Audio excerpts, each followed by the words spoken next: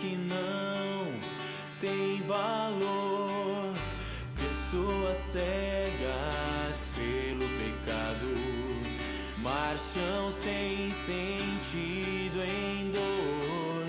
O único que é digno de louvor é Jesus, Rei e Salvador. Bendito és, ó Rei Jesus. Grande é o teu amor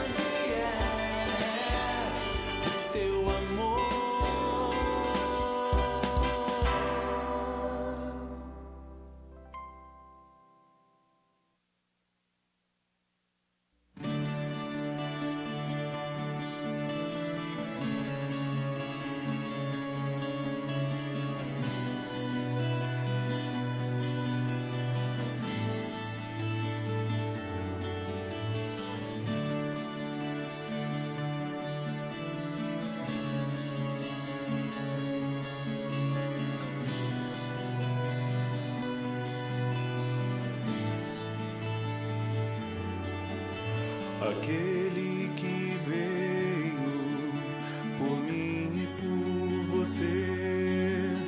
O Verbo se fez homem, Filho de Deus, julgado pelos homens para morrer em uma cruz, condenado por aqueles a quem veio salvar, humilhado, abatido e fatigado por nossos pecados, grande preço ele pagou.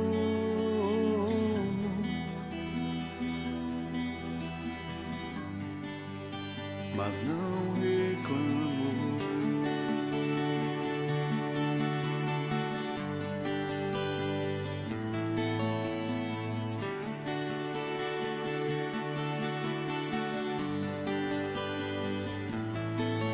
Dura cruz sobre os ombros carregou, quanta angústia Jesus suportou no Calvário, crucificado foi, grandes dores ele sofreu ao Pai, entregou o seu Espírito e o plano então foi consumado. O céu escureceu, a terra então bradou, Jesus expirou.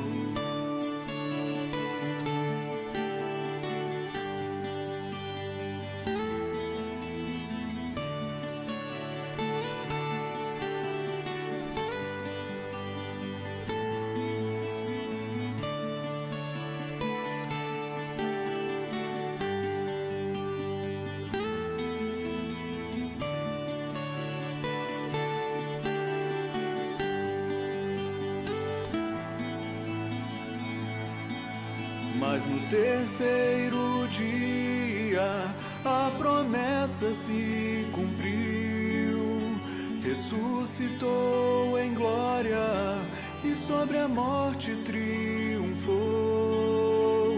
Nossos pecados, nossas transgressões foram perdoados.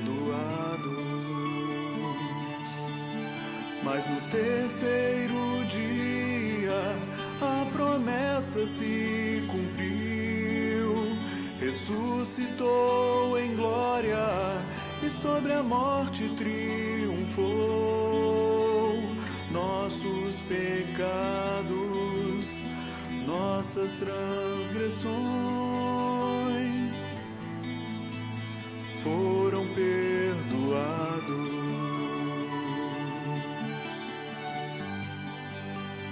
Foram perdoados,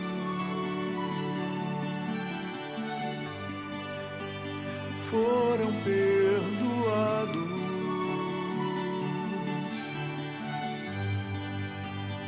foram perdoados.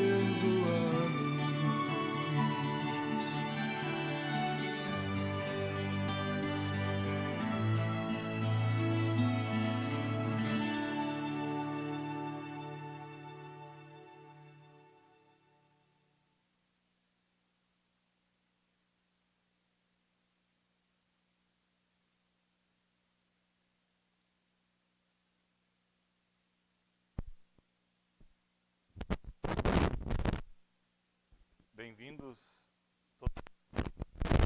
bem os nossos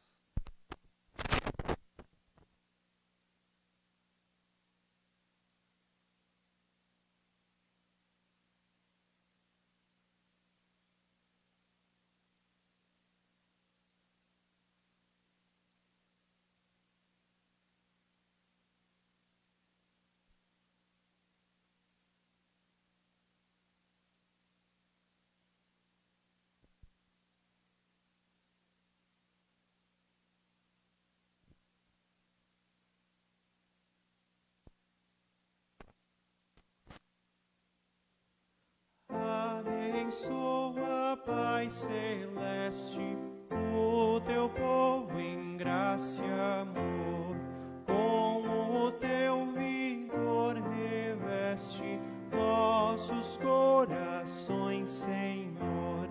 Dá-nos tua santa paz, que nossa alma satisfaz. Deus triuno, a ti louvamos, tua glória proclamamos.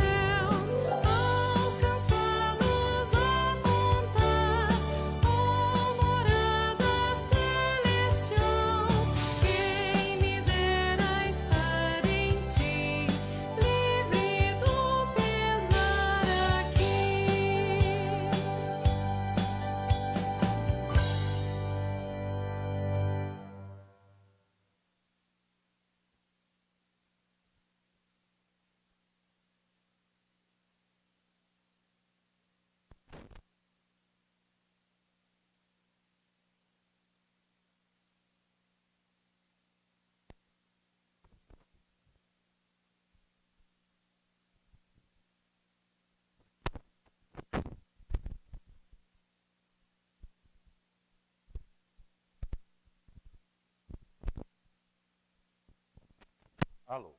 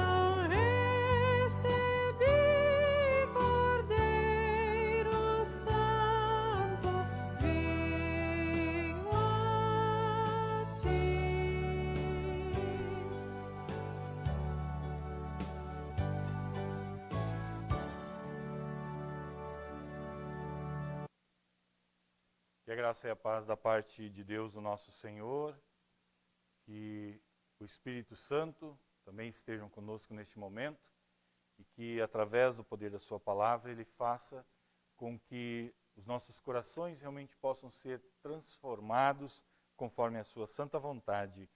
Amém. Podem sentar-se? Está saindo áudio na caixa? Ok? Então acho que está saindo na transmissão também. A ideia é que os nossos irmãos em casa também ouçam a palavra de Deus e não apenas nos vejam aqui. Era manhã do dia 29 de abril de 1945.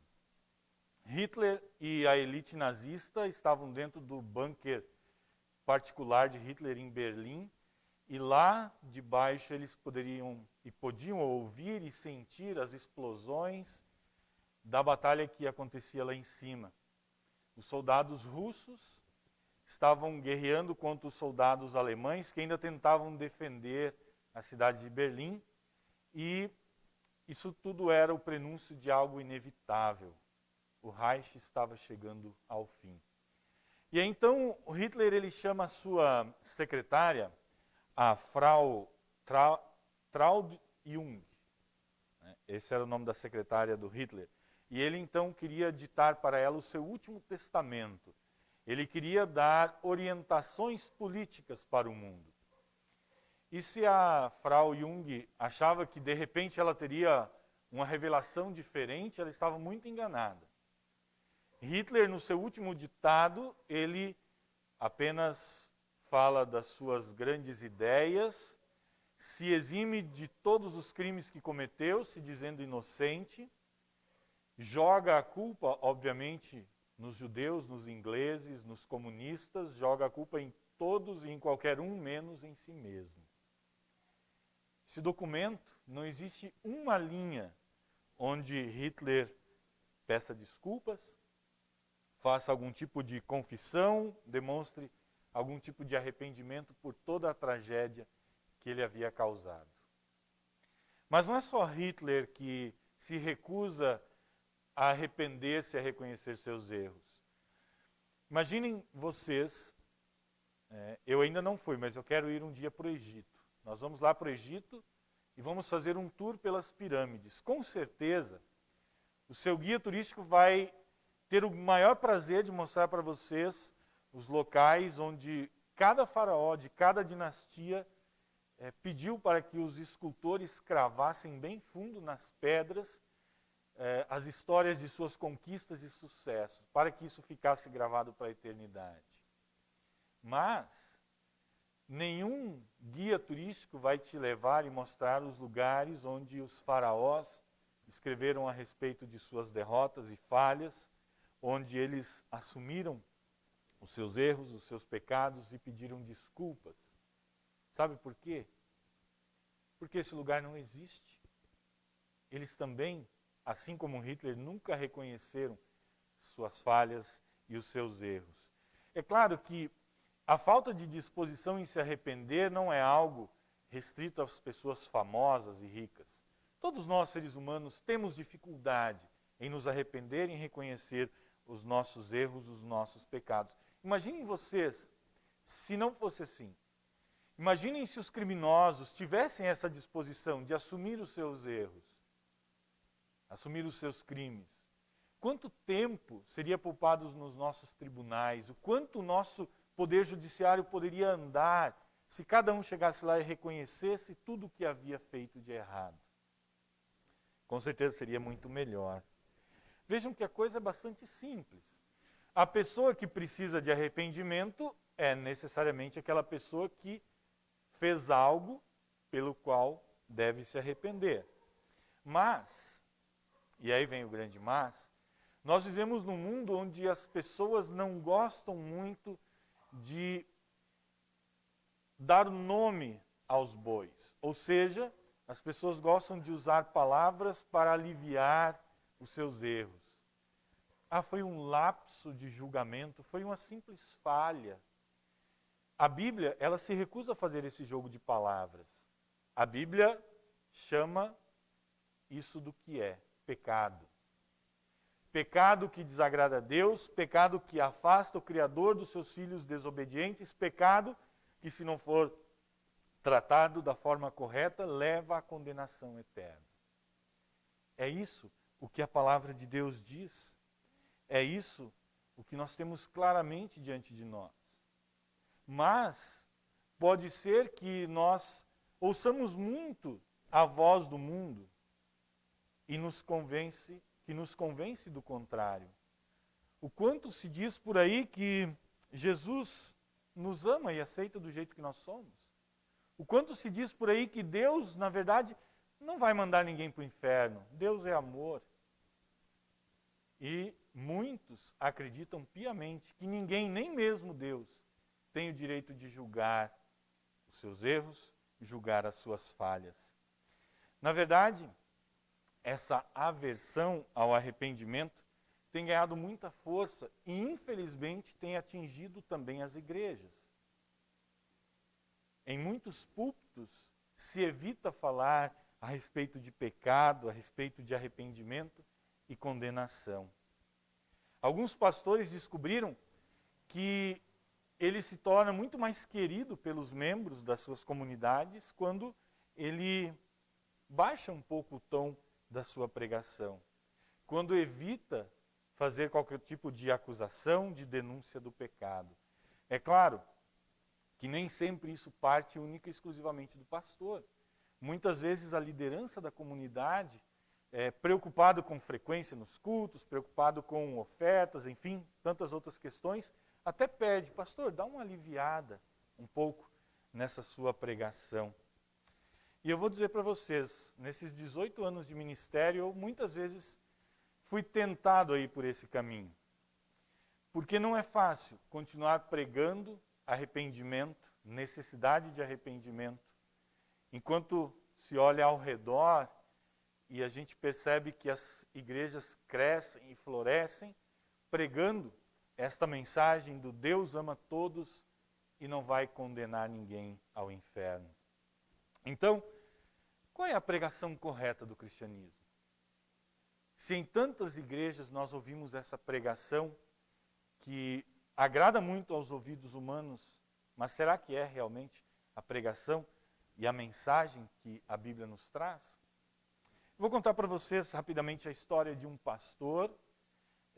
Ele não era um pastor novo, mas era novo na comunidade, né? Ele chegou na comunidade, começou a fazer o trabalho, ele estava indo muito bem, as pessoas gostavam muito dele. E esse pastor realmente acreditava e pregava, né, a respeito da condição humana de pecadora, a condição humana de necessitada e carente de um perdão que Deus nos oferece, mas da verdadeira necessidade de um arrependimento sincero para que através da fé recebesse perdão. E era isso que ele pregava e ele ensinava no seu ministério. Até que um dia, um grupo de pessoas da comunidade solicitou uma reunião com o pastor. Então eles chegaram, entraram no seu escritório, fecharam a porta, o que geralmente não é um bom sinal, e aí começaram a conversar com o pastor. Eles diziam mais ou menos assim: pastor, o senhor é um cara muito legal, mas nós ficaríamos muito gratos se o senhor pudesse encontrar uma maneira de aliviar o tom nas suas mensagens, só um pouco. Todo esse discurso sobre pecado, inferno, arrependimento, remorso, contrição e confissão está assustando as pessoas. Nós não acreditamos que seja do interesse de ninguém ficar assustado e amedrontado desse jeito. O pastor ouviu aquelas pessoas com muita atenção, com muito amor.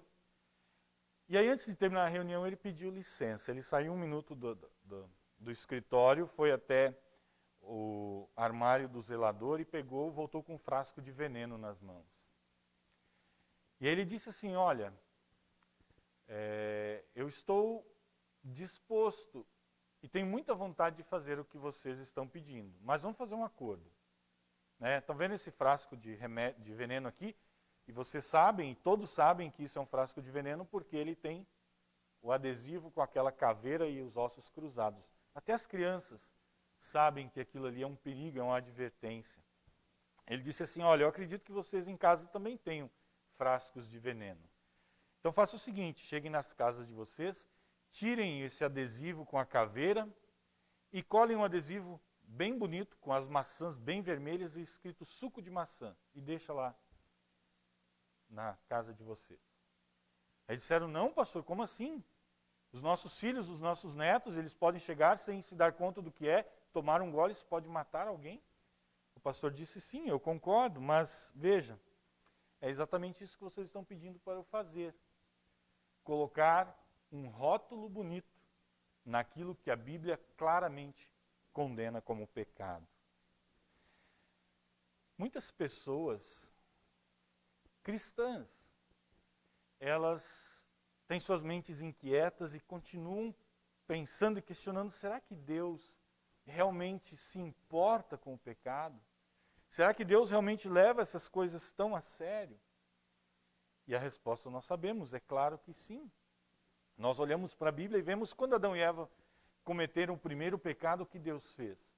Deus chamou a atenção deles e os puniu, os expulsou do jardim do Éden. Obviamente que Deus mostrou para eles que Ele enviaria um Salvador, Ele mostrou e apontou para a esperança da salvação. Quando o mundo estava mergulhado em pecado, Deus chamou Noé. Disse, Noé, olha, pregue a respeito do arrependimento, da necessidade do arrependimento. E Noé passou anos e anos e anos pregando e as pessoas não ouviram. E aí Deus destruiu o mundo com o dilúvio. No Antigo Testamento, Deus sempre chamou profetas para que eles, sendo porta-vozes de Deus, chamassem o seu povo pecador ao arrependimento para que pudessem receber o perdão pela fé. E eu separei um texto, palavras de Deus ditas ao profeta Ezequiel, que são palavras emblemáticas com relação a isso. Ezequiel 33, do versículo 7 até o versículo 9, ou 7 e 8. Agora, homem mortal, eu estou pondo você como vigia de toda a nação de Israel. Você dará a eles os avisos que eu lhe der. Se eu disser que um homem mau vai morrer, mas você não o avisar para que mude o seu modo de agir e assim salve a sua vida, aí ele morrerá, sendo ainda pecador. Neste caso, eu considerarei você como responsável pela morte dele. Veja que instrução clara de Deus. De forma alguma, Deus permitiria que os seus profetas reetiquetassem, colocassem uma nova etiqueta, um novo adesivo nos pecados, para torná-los menos assustadores. Isso nunca foi da vontade de Deus, pelo contrário, Deus sempre quis que os seus porta-vozes alertassem o povo a respeito deste perigo. E depois de milhares de anos, desde a queda em pecado de Adão e Eva, Deus manda o seu filho ao mundo. E ele manda alguém também para preparar o povo para receber o seu filho. E este que veio preparar o povo foi João Batista. João Batista, na sua pregação, lá no Rio Jordão batizando, ele pregava claramente a necessidade do arrependimento. E logo, ele descobriu que pregar a respeito do arrependimento não é algo fácil, muito pelo contrário. Quando ele chama a atenção do rei Herodes para a necessidade do arrependimento com relação aos seus pecados, ele acaba na cadeia, onde ele acaba morrendo. E o texto que nós ouvimos hoje diz que exatamente neste momento em que João Batista está preso, é que Jesus inicia o seu ministério. Todos nós conhecemos Jesus. Todos nós sabemos a forma de Jesus tratar as pessoas, um ser humano gentil, um ser humano amoroso, um ser humano que está lá para abraçar os menos favorecidos, estender o seu perdão a todas as pessoas. E qual é a pregação de Jesus? Diz o texto que nós ouvimos hoje, depois que João foi preso, Jesus seguiu para a região da Galileia e ali anunciava a boa notícia que vem de Deus. Ele dizia, chegou a hora e o reino de Deus está perto. Arrependam-se dos seus pecados e creiam no Evangelho. Vejam, Jesus chama as pessoas ao arrependimento também. Jesus, que é alguém tão diferente daquilo que os judeus esperavam, ele continua pregando o que os profetas pregavam no Antigo Testamento, a necessidade do arrependimento. Jesus convida as pessoas a deixarem o seu pecado para trás, deixarem a sua desobediência para trás e permitir que o Evangelho transforme suas vidas através da fé. Mas, como eu disse, hoje nós ouvimos tanto, né? Jesus ama todos e não enviaria ninguém para o inferno. Isso é verdade, se bem compreendida essa frase. Jesus não manda ninguém para o inferno. Por quê? Porque nós já estamos caminhando para o inferno. Não é Jesus, não é Deus quem nos manda para o inferno, mas são os nossos pecados que nos levam para o inferno. E isso não é a opinião do pastor Márcio. Isso a Bíblia deixa muito claro, né? O salário do pecado é a morte. A alma que pecar, essa morrerá. A morte se espalhou por toda a humanidade, pois todos os homens pecaram. De novo, Jesus não manda ninguém para o inferno. São os nossos pecados que nos conduzem a passos largos para lá. Mas foi exatamente para nos livrar dessa consequência terrível dos nossos pecados, da condenação eterna no inferno, que Jesus veio ao mundo. Pensem bem, se os pecados não fossem graves, Jesus poderia ter poupado a sua viagem ao mundo. Se Deus não se importasse, não ligasse para os nossos pecados, Jesus não precisaria ter vindo ao mundo, sofrido e morrido em nosso lugar. Mas os pecados, os nossos pecados, são graves. Trazem consequências avassaladoras nas nossas vidas, e foi por isso que Deus permitiu que o seu Filho viesse ao mundo para morrer, para que todo aquele que nele crê não seja condenado eternamente, mas tenha a vida eterna. E a ideia de que Jesus nos ama do jeito que nós somos? Também é verdade. Mas lembrem-se, Jesus nos ama do jeito que nós somos, mas Ele nunca permite que nós continuemos sendo aquilo que nós somos. Vamos olhar os milagres que Jesus fez. Jesus curou um homem aleijado e perdoou os seus pecados. Jesus salvou aquela mulher que estava para ser apedrejada por causa de adultério e perdoou os pecados dela. Jesus curou um cego e perdoou os seus pecados. Quando Jesus tem um encontro com a mulher samaritana, Ele transforma toda a vida dela e perdoa os seus pecados. Então a realidade é bem essa. Quando o Espírito Santo traz um pecador até Jesus, este pecador vem coberto de toda a sujeira e imundícia do pecado. E Jesus, com seu amor, nos lava desta sujeira, mas Ele vai adiante. Ele carrega sobre si os nossos pecados e leva até a cruz, para garantir que esses pecados não nos firam mais, para que eles não tenham mais poder sobre nós. O apóstolo Paulo, ele falou muito bem a esse respeito. Ele disse assim: quem está unido com Cristo é uma nova pessoa. Acabou-se o que era velho, já chegou o que é novo. Tudo isso é feito por Deus, o qual por meio de Cristo nos transforma de inimigos em amigos dele. E Deus nos deu a tarefa de fazer com que os outros também sejam amigos dele. A nossa mensagem é esta: Deus não leva em conta os pecados dos seres humanos e por meio de Cristo, Ele está fazendo com que eles sejam seus amigos. E Deus nos mandou entregar essa mensagem que fala da maneira como Ele faz com que eles se tornem seus amigos. Jesus nos ama e por isso nos transforma. Jesus nos acolhe e nos recebe como nós somos, mas Ele nos transforma de inimigos de Deus em seus filhos amados. Certa vez, um empresário americano estava em viagem por Hong Kong e ele resolveu andar pelas ruas da periferia e aí parou na frente de um estudo de tatuagem. E ele ficou olhando alguns exemplos de tatuagens que estavam disponíveis e uma tatuagem chamou a atenção dele. Com letras toda estilizada, estava escrito Born to Lose, nascido para perder. Ele achou estranho aquilo e resolveu entrar no estúdio e perguntou para o chinês que estava ali atendendo, e perguntou: por acaso alguém já pediu para fazer essa tatuagem? Aí o chinês, com um inglês bem mal falado, bateu na testa e disse: Antes de tatuagem no corpo, tatuagem na mente, na alma. Queridos irmãos e irmãs, por causa dos nossos pecados, nós já nascemos com essa tatuagem em nossas almas, nascido para perder. Esse é o nosso destino como seres humanos.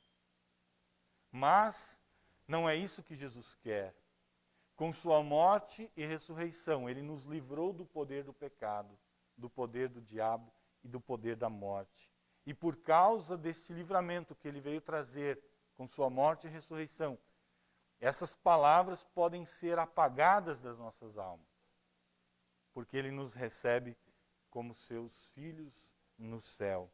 E com a orientação do Espírito Santo, nós podemos reconhecer os nossos pecados e nos arrepender deles, e assim, pela fé, sermos libertados de tudo aquilo que pode nos levar para o inferno.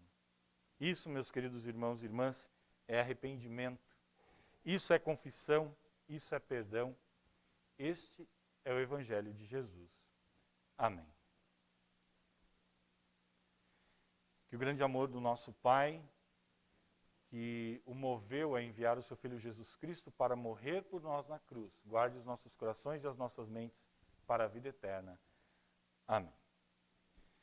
Cria em mim, ó Deus, um puro coração e renova em mim o espírito reto. Não me lance e não retires de mim o teu espírito.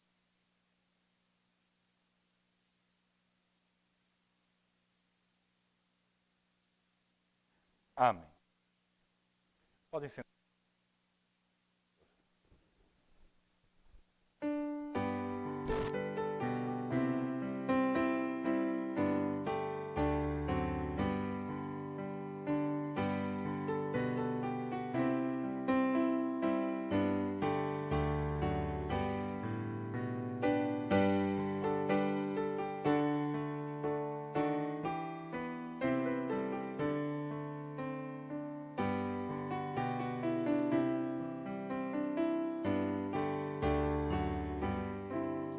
Cantai alegremente, cantai a Deus louvor, trazei-lhe vosso canto de júbilo e de amor.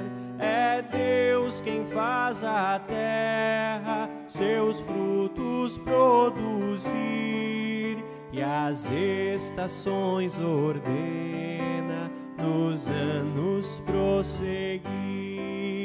É Deus quem envia as chuvas e os montes faz florir, os campos exultantes de trigo se cobrir. Deus tudo multiplica em sua compaixão e de farturas o ano coroa a sua mão. Trazei aos seus altares os frutos que ele deu, vós almas redimidas por quem Jesus morreu. Prostrai-vos diante dele, humildes com louvor, e sempre em vossas vidas dai graças ao Senhor.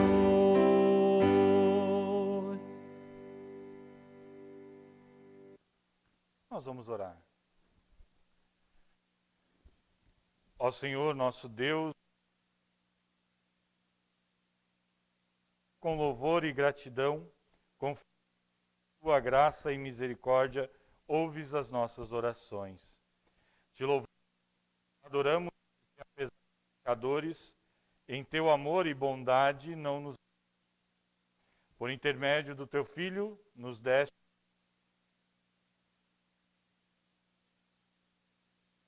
porque o teu Filho foi tentado como não pecou, ao contrário, gente a ti por nossa causa. Jesus sofreu no deserto, mas venceu. Lembra-te de nós que diariamente tentados pelo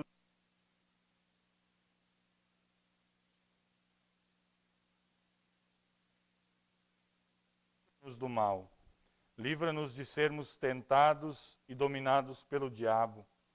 Envia-nos o teu Espírito Santo para que fortaleça a nossa fé em Cristo pelo ler, ouvir e estudar a tua palavra.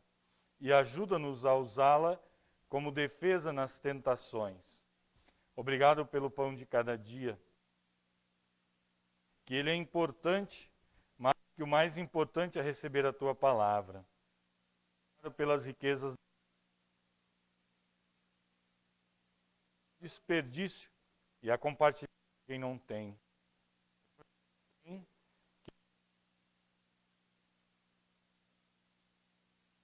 Sobre os doentes, do luto, tristeza na vida, esperança, especialmente o Pastor Curti, que continua internado, a favor de todos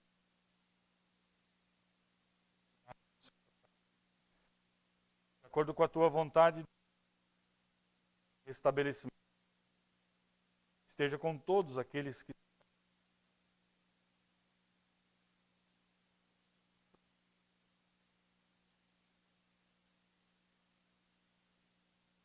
mente louvar-se, concedestes ao Vinícius mais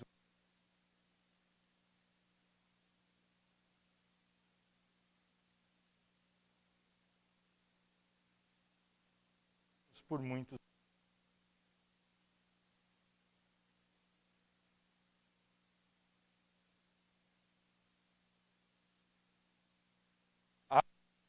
Conheço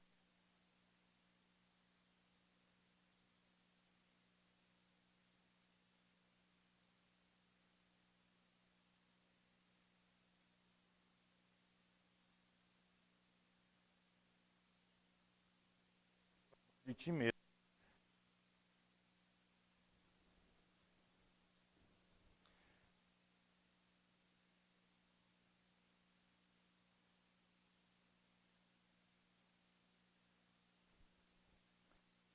Senhor Deus, Pai, nós te agradecemos porque nos amastes e em Cristo nos fizeste filhos. Obrigado porque nos dás o sustento material e também espiritual através da tua palavra e desta ceia celestial. Senhor Jesus Cristo, nós te louvamos porque nos amaste.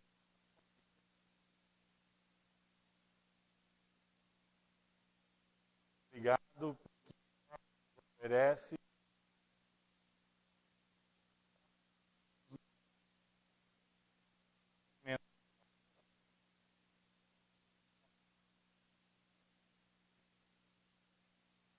Senhor, porque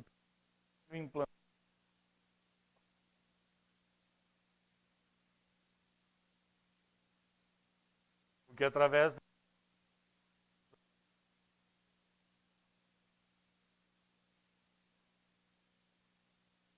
do que estás nos céus.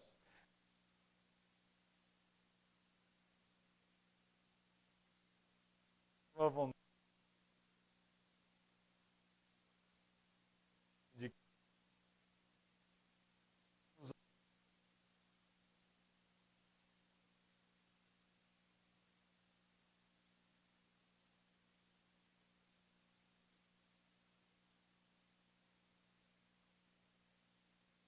para sempre.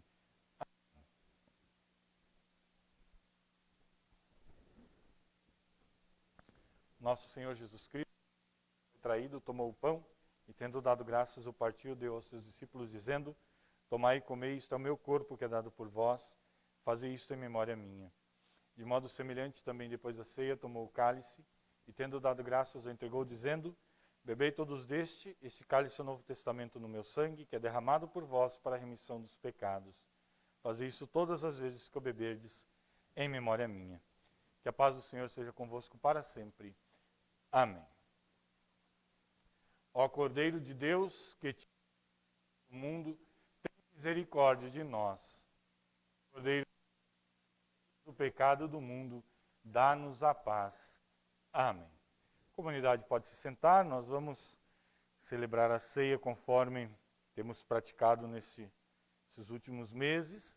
Viemos aqui, nos servimos do pão e do vinho, e ali ao lado, então, baixamos a máscara para tomar a Santa Ceia, enquanto isso outra pessoa pode vir também.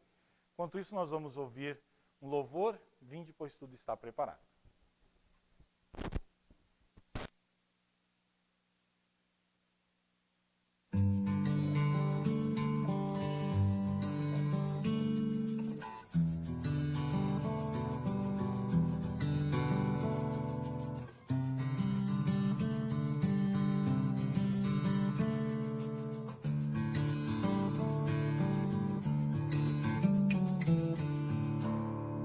Eu olho para a cruz, e para a cruz eu vou do seu sofrer participar, da sua obra vou cantar. Meu Salvador na cruz mostrou o amor do Pai, o justo Deus.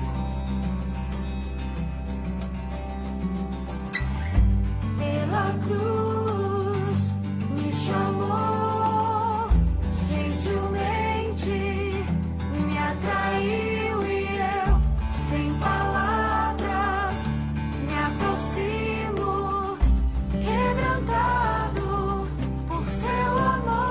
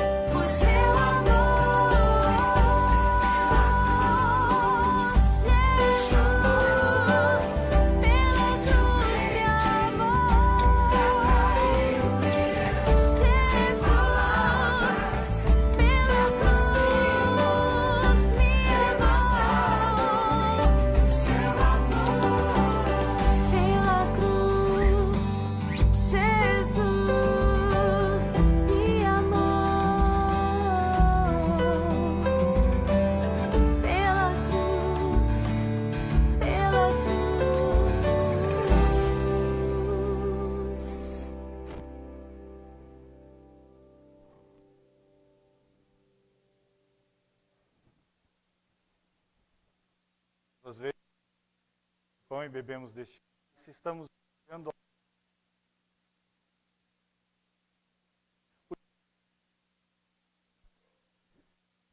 amado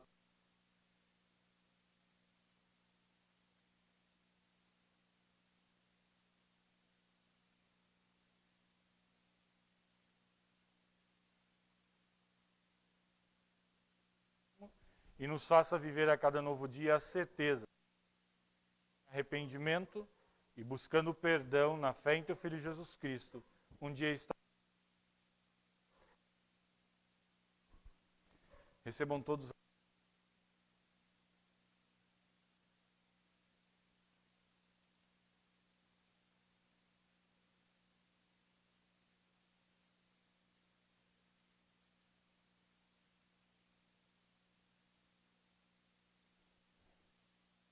Mais uma vez, sejam muito bem-vindos a todos a este nosso culto, os nossos irmãos e irmãs que acompanharam de casa também. Nós estamos aí fazendo alguns testes, né, para a nossa transmissão. Hoje o microfone que não quis colaborar muito, muitas pessoas disseram que estava sem áudio, mas são os nossos acertos aí, né? A ideia é que nós estejamos cada vez mais possibilitados de lotarmos a casa de Deus com as pessoas e, ao mesmo tempo, levar esta mensagem de salvação em Jesus a tantos que estão tão longe e que tantas vezes também não podem estar aqui na igreja.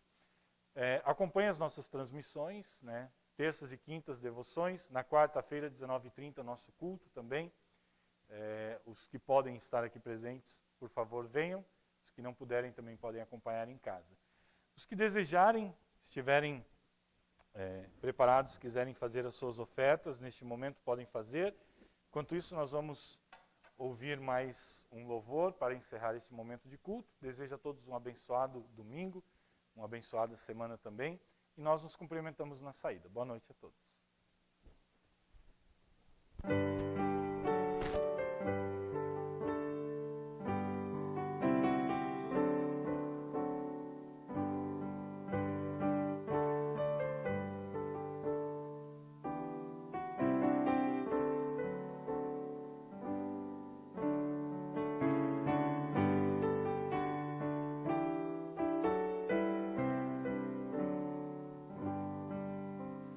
Concluímos com louvor nosso culto, abençoados na palavra do Senhor, fomos todos confortados. Sua bênção dispensada seja sempre renovada.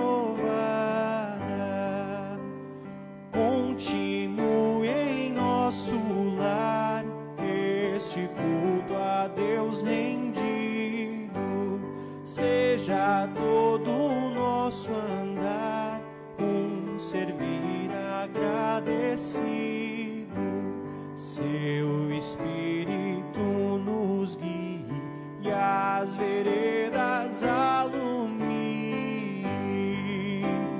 Queiras Deus abençoar a saída como entrada. Dá-nos pão e bem-estar, tua ajuda na jornada. Vem por morte venturosa